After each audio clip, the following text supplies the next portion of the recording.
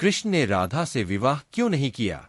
इसकी वजह ये थी कि गुरु गर्गाचार्य ने उन्हें बता दिया कि वे नंद और यशोदा के पुत्र नहीं हैं और उनके जीवन का मकसद कुछ और है। उन्होंने कहा कि नारद मुनि भी बिल्कुल कृष्ण जैसे गुणों वाले महामानव के आने की तारीख, स्थान और समय की भविष्यवाणी कर चुके हैं। राधा से विवाह के लिए एक तरफ कृष्ण का आग्रह था तो दूसरी तरफ यशोदा और नंद की वंश मर्यादा। इस पर गुरु गर्गाचार्य ने कृष्ण को उनके जन्म के बारे में सब कुछ बताना शुरू किया। ये सुनते ही कृष्ण के भीतर जबरदस्त बदलाव आए और वे गोवर्धन पर्वत की ओर बढ़ चले। इसके बाद गर्गाचार्य ने कृष्ण को नारद द्वारा उनके बारे में की गई भविष्यवाणी के बारे में बताया। पहली बार उन्होंने कृष्ण के साथ यह राज साझा किया कि वह नंद और यशोदा के पुत्र नहीं है। कृष्ण को पता था कि अब उन्हें वहां से विदा लेना है। जाने से पहले उन्होंने एक रास का आयोजन किया। कृष्ण बचपन से नंद और यशोदा के साथ रह रहे थे। अचानक उन्हें बताया गया कि वह उनके पुत्र नहीं है। यह सुनते ही वह वहीं उठ खड़े हुए और अपने अंदर एक बहुत बड़े रूपांतरण से होकर गुजरे।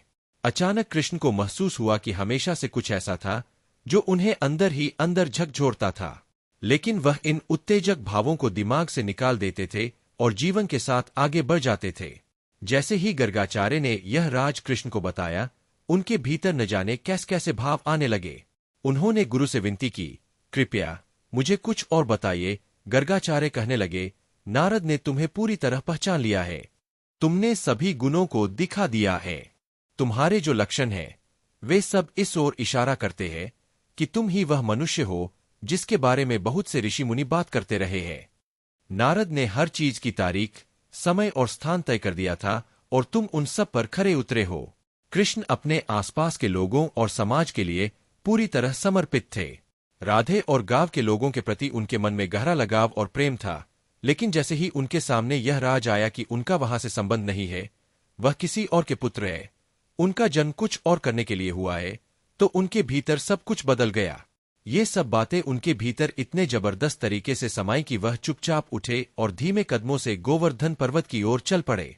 वह इतनी ज्यादा भाव विभोर और आनंदमय हो गईं कि अपने आसपास की हर चीज से वह बेफ्रिक हो गईं। कृष्ण जानते थे कि राधे के साथ क्या घट रहा है। वह उनके पास गए, उन्हें बाहों में लिया, अपनी कमर से बांसुरी निकाली और उन्हें सौंपते हुए बोले, राधे, यह बांसुरी सिर्फ तुम्हारे लिए है। पर्वत की सबसे ऊंची चोटी तक पहुंचे और वहां खड़े होकर आकाश की ओर देखने लगे। सूर्य अस्त हो रहा था और वह अस्त हो रहे सूर्य को देख रहे थे।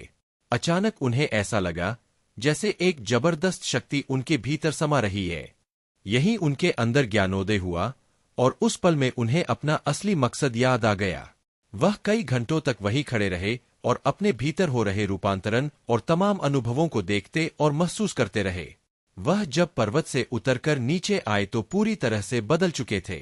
चंचल और रसिक ग्वाला विदा हो चुका था। उसकी जगह उनके भीतर अचानक एक गहरी शांति नजर आने लगी।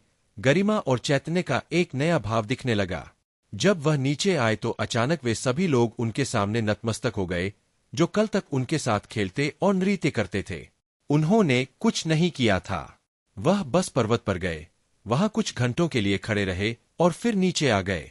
इसके बाद जो भी उन्हें देखता, वह सहज ही बिना कुछ सोचे समझे उनके सामने नतमस्तक हो जाता। कृष्ण को पता था कि अब उन्हें वहां से विदा लेना है। जाने से पहले उन्होंने एक रास का आयोजन किया। जाने से पहले वह अपने उन लोगों के साथ एक बार और नृत्य कर लेना चाहते थे। वह जब पर्वत से उतरकर नीचे आए तो पूरी तरह से बदल चुके थे। चंचल और रसिक ग्वाला विदा हो चुका था। उन्होंने जमकर गाया, नृत्य किया। हर किसी को पता था कि वह जा रहे हैं, लेकिन राधे थीं कि भीतर ही भीतर परम आनंद के एक जबरदस्त उन्माद से सराबोर थीं और भावनाओं की सामान्य हदों से कहीं आगे निकल गई थीं। वह इतनी ज्यादा भाव विभोर और आनंदमय हो गईं कि अपने आसपास की हर चीज से वह बेफ्रिक हो गईं।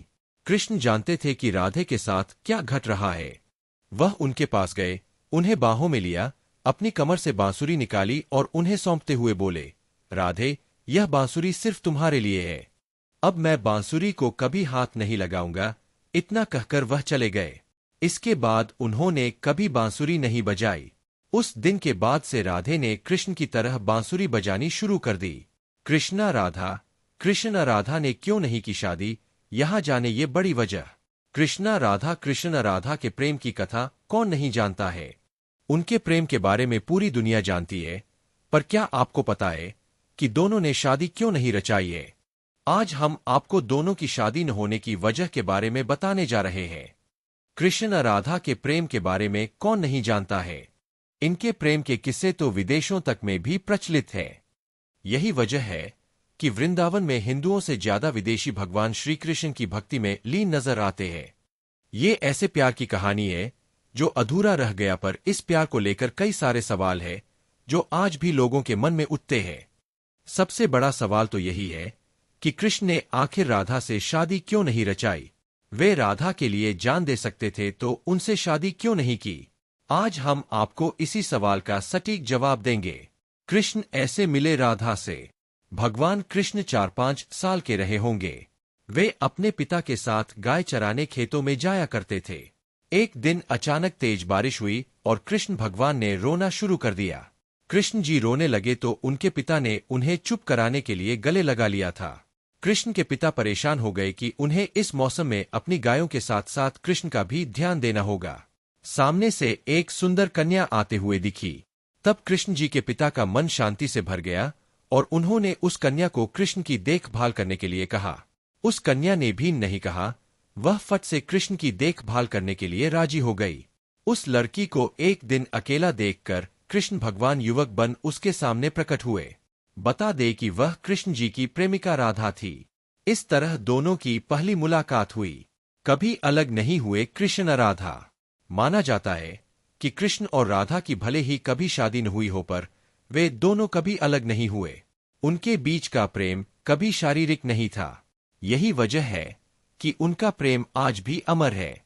कुछ पौराणिक कहानियों की माने तो राधा खुद को कृष्ण के लायक नहीं समझती थीं, इसलिए वे प्रेम करते हुए भी कृष्ण से शादी न करने के फैसले पर अटल रहीं। यही वजह है कि दोनों ने कभी शादी नहीं की।